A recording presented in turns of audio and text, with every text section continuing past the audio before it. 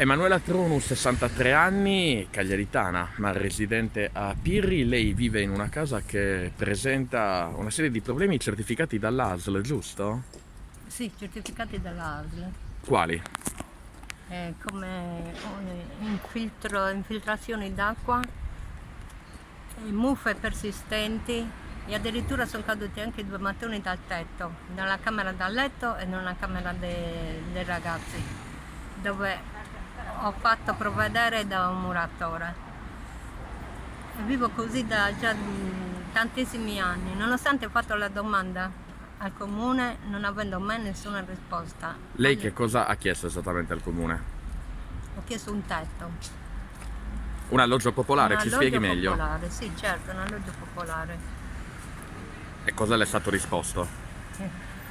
Mi è stato risposto che ci sono tante altre persone come me, perciò loro non potevano venirmi incontro e avrebbero voluto, se era fattibile, darmi un tot per poter pagare un affitto, non avendo un posto di lavoro. Come posso garantire a un padrone di casa di poter pagare l'affitto? Lei da quanti anni non lavora? Io sono dal 1993. Ha provato a chiedere aiuto, per esempio, il reddito di cittadinanza? Sì, ho chiesto il reddito di cittadinanza, mi era stato anche negato. Le era stato negato. Questo le hanno spiegato le ragioni? Non mi hanno detto delle ragioni, addirittura sono dovuta andare io perché non mi avevano mai mandato neanche un messaggio come dicono che mandano. Quindi lei aveva fatto la richiesta quanto tempo fa? L'anno scorso, E le è stato bocciato. certo. Questo forse può essere legato al fatto che in casa vive lei, però vivono anche altre persone. Eh sì, certo. Ok, chi vive? In quanti numericamente? Un ragazzo e una ragazza, mio figlio e la figlia della mia figlia. Mia Quindi nipote. siete in 4 Sì. praticamente. A livello economico, voi con quanto riuscite ad andare avanti ogni mese? Sittina. Quando c'è la bolletta da pagare va sempre rateizzata perché non è possibile, si rimarrebbe proprio secchi. I suoi figli lavorano? Sì. Quindi comunque un po' riuscite a Sì, sopravvivere, sì, diciamo. sì. Ma proprio la sopravvivenza. Lei però chiede una nuova casa al comune Sì, praticamente. io chiedo una casa popolare, chiedo, Sì. dove poter vivere civilmente e vivere tranquilla dentro una casa, perché sono 27 anni che vivo terrorizzata.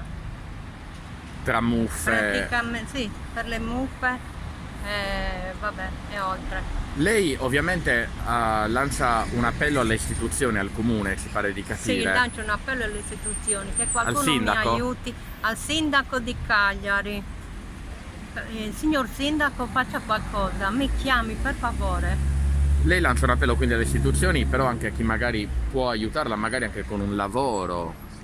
Può anche essere quello un appello che lei vuole lanciare. Certo, un appello che io voglio lanciare, però posso dire, non riuscendo a vedere neanche bene, perché avendo un distacco di retina mi è anche difficoltoso anche camminare per strada. Ha il sacco di retina a quale occhio? All'occhio destro. All'occhio destro.